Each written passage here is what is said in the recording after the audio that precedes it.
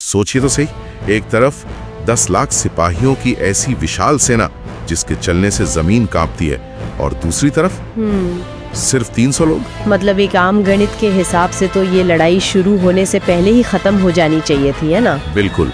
जिसके पास सेना बड़ी है, हथियार ज्यादा है, जीत उसी की होगी। ये तो एक ऐसा नियम है जिसे पूरी दुनिया मानती है। सही बात है। लेकिन आज हम जिस कहानी की गहराई में उतरने वाले हैं, वहाँ ये गणित पूरी तरह से धराशायी हो जाता है। एकदम सही कहा आपने। आज की इस गहरी चर्चा में हम 300 फिल्म की कहानी का शुरुआत से लेकर अंत तक विश्लेषण करने वाले हैं। हमारा मिशन ये समझना है कि कैसे कुछ मुट्ठी भर योद्धाओं ने एक ऐसी विशाल सेना का सामना किया जिसके आगे आसपास का हर छोटा बड़ा राज्य घुटने टेक चुका था। और इस संघर्ष के पीछे आजादी, कूटनीति और बलिदान के वो क्या मायने छुपे हैं जो सुनने वालों के रोंगटे खड़े कर देंगे। चलिए इसको थोड़ा विस्तार से समझते हैं। कहानी को वहां से शुरू करते हैं जहां से इसके मुख्य किरदार का निर्माण होता है। स्पार्टा नाम का एक शहर है जहां एक बच्चा पैदा होता है। हाँ, और स्पार्टा के नियम किसी भी आम समाज से बिल्कुल अलग थे। वहाँ पैदा होते ही हर बच्चे की बारीकी से जांच की जाती थी। अच्छा? हाँ, अगर उस नवजात शिशु में थोड़ी सी भी कमजोरी है या उसके शरीर में कोई नुक्स है तो उसे उसी वक्त मार दिया जाता था। अरे बाप रे, ये सुनने वालों को बहुत कठोर लग सकता है। बिल्कुल लग सकता है। लेकिन ये एक ऐसे बेहद मुश्किल सर्वाइवल कैंप की तरह था जहां पास होने का मतलब है आजादी और फेल होने का सीधा सा मतलब मौत है। सही बात है। ये कठोरता उनके समाज का पूरा ढांचा थी। इसके पीछे का मनोविज्ञान समझना बहुत जरूरी है। उनका पूरा फोकस एक ऐसी सेना तैयार करने पर था जिसमें कमजोरी की कोई गुंजाइश ना हो। इसलिए जब ये बच्चा थोड़ा बड़ा होता है, लगभग 7 साल का। 7 साल? बस। हाँ, सिर्फ 7 साल की उम्र में उसकी असली और खौफनाक ट्रेनिंग शुरू होती है। उसे अपने शहर से, अपने परिवार से दूर भेज दिया जाता है। बाप रे। ट्रेनिंग के दौरान उस पर बहुत जुल्म किए जाते हैं। उसे पीटा जाता है ताकि वो हर तरह के दर्द को सहना सीख जाए। और आखिर में अपने आखिरी इम्तिहान के रूप में उसे अकेले एक बर्फ से ढके जंगल में छोड़ दिया जाता है। और उस जंगल में उसका सामना किसी आम खतरे से नहीं बल्कि एक खूंखार भेड़िए से होता है। एक छोटे से बच्चे के सामने साक्षात मौत खड़ी है। बिल्कुल। पर वो बच्चा डरता नहीं है। वो अपनी समझदारी और ताकत से उस भेड़िए को एक संकरे रास्ते पर फंसाकर मार गिराता है। क्या बात है। यही बच्चा जब वापस स्पार्टा लौटता है तो अपनी इस बहादुरी और ट्रेनिंग के दम पर वो आगे चलकर स्पार्टा का राजा बनता है, राजा लियोनिडास। यहीं से तो उसके नेतृत्व की नींव पड़ती है। हाँ, और इस बचपन को समझना इसलिए जरूरी है क्योंकि जब लियोनिडास ने बचपन में ही सबसे बड़े डर का सामना करके उसे हरा दिया था तो उसकी परवरिश ही ऐसी बन चुकी थी कि अब दुनिया की कोई ताकत उसे डरा नहीं सकती। एकदम सही। लियोनिडास ने उस भेड़िए को तो हरा दिया, लेकिन उसका अगला इम्तिहान एक जानवर नहीं बल्कि एक ऐसी बाहरी ताकत थी जो खुद को खुदा मानती थी। वो फारसी राजा? हाँ, एक फारसी राजा जिसके पास ऐसी सेना थी जिसका कोई अंत नहीं दिखता था।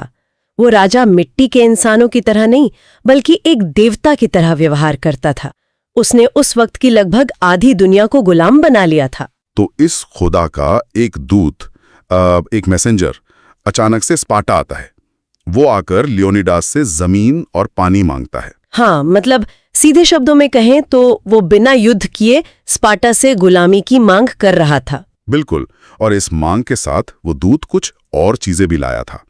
वो अपने साथ दूसरे राज्यों के राजाओं के कटे हुए सिर और उनके ताज दिखाता है। यहाँ सबसे हैरान करने वाली बात यह है कि ये डराने और धमकाने की कूटनीति का एक बेहतरीन उदाहरण है।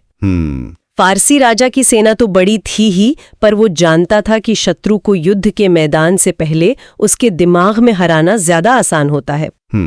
वो कटे हुए सिर इस बात का सबूत थे कि जो झुकेंगे नहीं उनका यही अंजाम होगा। वो एक तरह का दिमागी खेल यानी साइकोलॉजिकल वॉरफेयर खेल रहे थे। बिल्कुल। लेकिन लियोनिडास पर इसका कोई असर नहीं होता।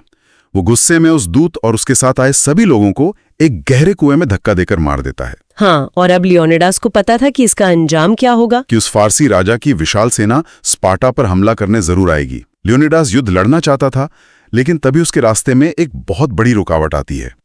उसे स्पार्टा के पुजारियों और ओरेकल्स के पास जाना पड़ता है।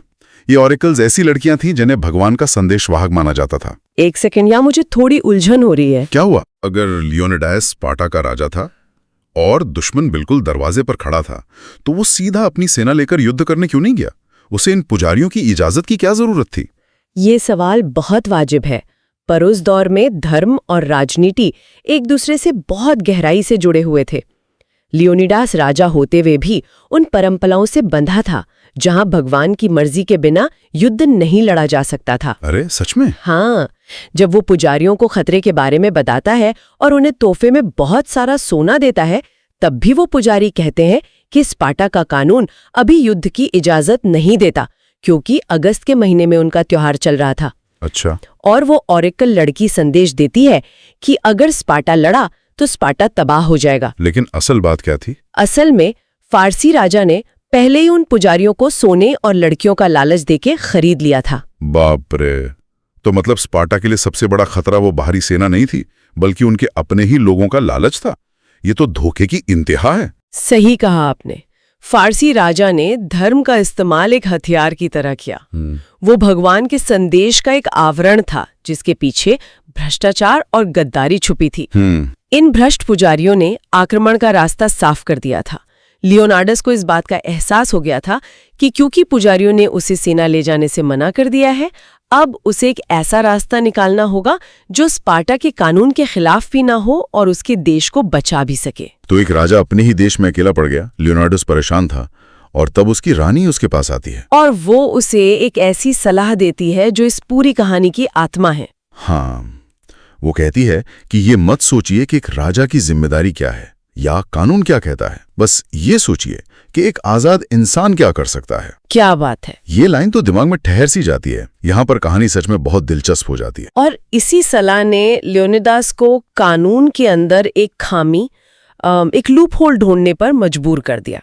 स्पार्टा का कानून पूरी सेना ले जाने से मना करता था, पर राजा की सुरक्षा के लिए उसके गार्ड्स तो उसके साथ चल ही सकते थे ना। बिल्कुल। इसलिए वो ऐलान करता है कि वो कोई युद्ध नहीं लड़ने जा रहा, वो तो बस सैर पर जा रहा है और उसके साथ स्पार्टा के सबसे बेहतरीन 300 सिपाही उसके गार्ड्स के रूप में जा रहे हैं।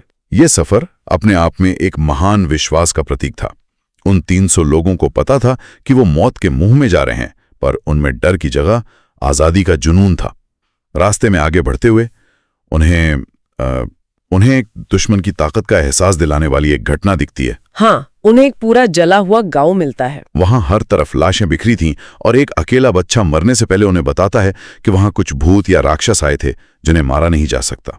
उसका खौफ बताता है कि दुश्मन की सेना सिर्फ इंसानों की नहीं बल्कि एक आतंक थी। लेकिन जैसा हमने देखा, लियोनार्डस उस भेड़िए को मार चुका था, इसलिए अब उसे भूतों का डर नहीं था।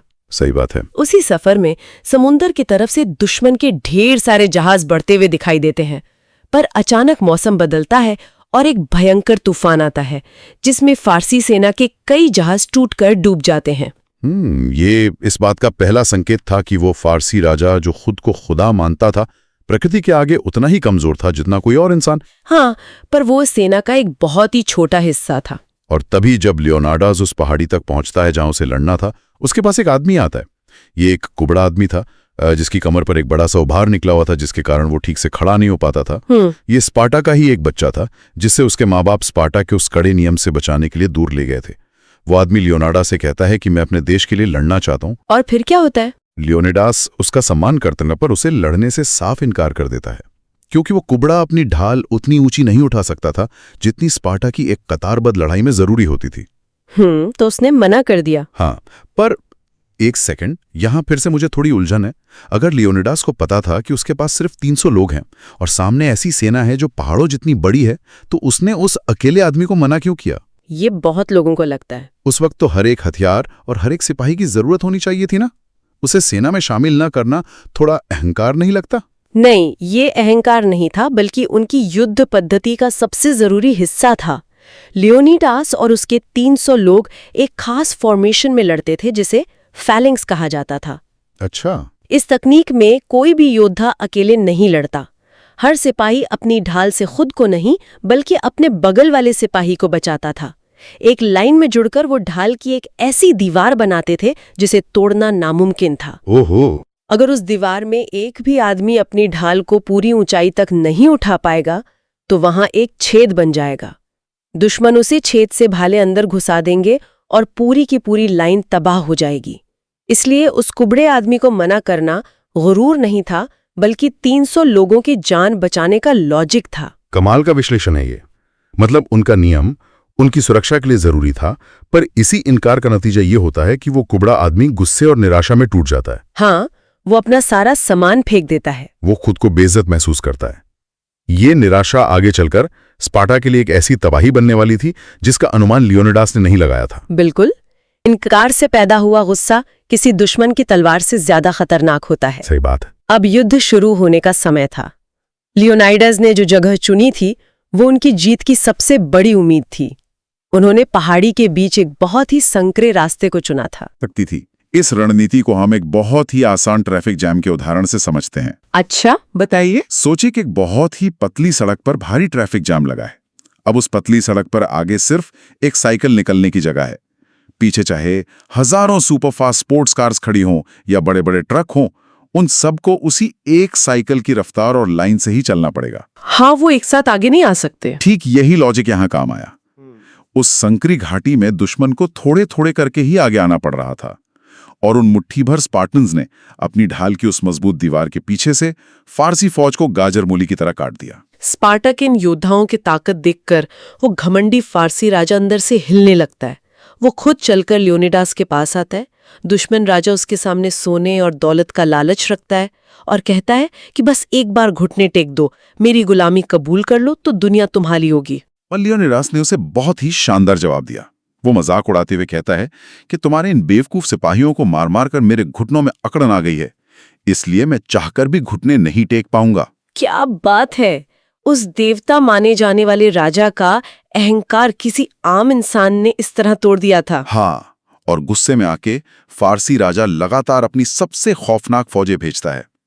उसने अपने सबसे खतरनाक अमानवीय सिपाही और जानवर भेजे, पर उस संकरे रास्ते की वजह से स्पार्टा के योद्धाओं ने सबको मिट्टी में मिला दिया। फारसी राजा इस बात को हजम नहीं कर पा रहा था कि आखिर कुछ इंसान एक खुदा की सेना को कैसे रोक सकते हैं। वो डर के इतना पागल हो गया कि चिड़चिड़ाहट में अपनी सिपाहियों को मारने लगता है। उसे समझ आ गया था कि वो आमने सामने की लड़ाई में इन्हें नहीं हरा सकता। और जब सीधी ताकत काम नहीं आती तो अहंकारी लोग धोखे का सहारा लेते हैं। उसी वक्त वो कुबड़ा आदमी जिसका दिल टूटा था वो फारसी राजा से जा मिलता है। राजा उसे सब कुछ देने का वादा करता है, हाँ, और बदले में वो स्पार्टन्स को पीछे से घेरने का गुप्त रास्ता बता देता है। अगर हम इसको बड़े नजरिए से देखें तो यहाँ दोहरा धोखा चल रहा था। एक तरफ युद्ध के मैदान में उस कुबड़े आदमी की गद्दारी, और ठीक उसी वक्त दूसरी तरफ स्पार्टा की संसद में चल रही एक दूसरी गद्दारी। अरे हाँ, वहां स्पार्टा में रानी लगातार अपनी सेना को भेजने की कोशिश कर रही थी, पर एक गद्दार साथी रानी से मदद के बदले गलत मांग करता है। रानी मजबूर होकर उसकी बात मान लेती है, लेकिन जब अगली सुबह संसद में फैसले की बारी आती है तो वो गद्दार अपनी बात से मुकर जाता है और रानी पर ही झूठा इल्जाम लगाता है। पर रानी भी स्पार्टन थी, वो गुस्से में वहीं उस आदमी को मार देती है। बिल्कुल। और जब उसकी लाश गिरती है तो उसके पास से फारसी सोने के सिक्के निकलकर गिरते हैं। इन सिक्कों ने उसकी गद्दारी को साबित कर दिया। ये दर्शाता है कि सत्ता को गिराने के लिए अक्सर हथियारों से ज्यादा सोने के सिक्कों की ताकत काम आती है। सही कहा। यद्यपि घर पर रानी गद्दार का पर्दाफाश करके अपनी आजादी की लड़ाई जीत लेती है, लेकिन युद्ध के मैदान में गद्दारी के कारण अब राजा लियोनिडास की हार और शहादत तय हो चुकी थी। हाँ, उस कुबड़े आदमी के बताए रास्ते से पारसी सेना ने स्पार्टन्स को चारों तरफ से घेर लिया था। लियोनिडास भागने से मना कर देता है और अपने एक साथी को रानी के लिए एक लॉकेट देकर वापस भेजता है ताकि वो जाकर सबको ये कहानी सुना सकें। ये एक बहुत जरूरी कदम था। फिर वो कुबड़ा आदमी उनसे झुकने को कहता है। लियोनिडास हार मानने का नाटक करते हुए अपना भाला और ढाल गिरा देता है। ऐसा लगता है कि वो झुक गया, लेकिन वो हार नहीं, युद्ध की एक आखिरी चाल थी। बिल्कुल। अचानक लियोनिडास आदेश देता है और उसके साथी फारसी सिपाही को मार देते हैं। राजा तीरों की बारिश का हुक्म देता है। मरने से पहले लियोनिडास अपना भाला फेंकता है जो फारसी राजा के गाल को चीर देता है और उसमें से खून निकलने लगता है। तो आखिर इन सब का मतलब क्या है? इसका मतलब ये था कि ये लड़ाई जिंदा बचने के लिए थी ही नहीं। अच्छा, ये सिर्फ इस बात को साबित करने के लिए थी कि वो घमंडी राजा भगवान नहीं है और उसे भी खून बह सकता है। ये साबित करता है कि वो एक इंसान है। सभी 300 योद्धा बिना झुके शहीद हो जाते हैं। और कहानी का अंत बहुत ही दमदार है। बचा हुआ सिपाही वो लॉकेट रानी को देता है और स्पार्टा की पूरी सेना के सामने ये कहानी सुनाता है कि कैसे उनका राजा सिर्फ ये चाहता था कि उसे बिना झुके लड़ने वाले के रूप में याद रखा जाए। इस कहानी से प्रेरित होकर पूरी स्पार्टन सेना दुश्मन पर टूट पड़ती है। ये कहानी हमें याद दिलाती है कि हमारे सामने कितनी भी बड़ी चुनौती क्यों ना हो, साहस और सही रणनीतियां, जैसे वो संकरे रास्ते का चुनाव, फर्क पैदा कर सकती हैं। बिल्कुल। आजादी की कीमत और एक छोटे समूह का अदम्य साहस हमें बहुत कुछ सिखाता है। कैसे एक हार भी अगर सही सिद्धांतों के लिए हो तो वो भविष्य की जीतों की नींव बन जाती है। एकदम सही बात है। पर इससे एक बहुत जरूरी सवाल उठता है। क्या? जैसा कि हमने देखा कि कहानी में उस कुबड़े आदमी को उनके नियम के तहत सेना में शामिल होने से मना करना भले ही लॉजिक के हिसाब से सही था, पर क्या वही स्पार्टा की हार की सबसे बड़ी वजह नहीं बना? ये तो है। अगर स्पार्टा के समाज ने पूर्णता या परफेक्शन पर इतना जोर ना दिया होता और उस कुबड़े आदमी को उसके शारीरिक दोष के बावजूद अपनी सेना में शामिल कर लिया होता, तो क्या स्पार्टा की ये ऐतिहासिक हार कभी होती? क्या कभी कभी हमारे अपने सख्त नियम ही हमारी हार का सबसे बड़ा कारण बन जाते हैं?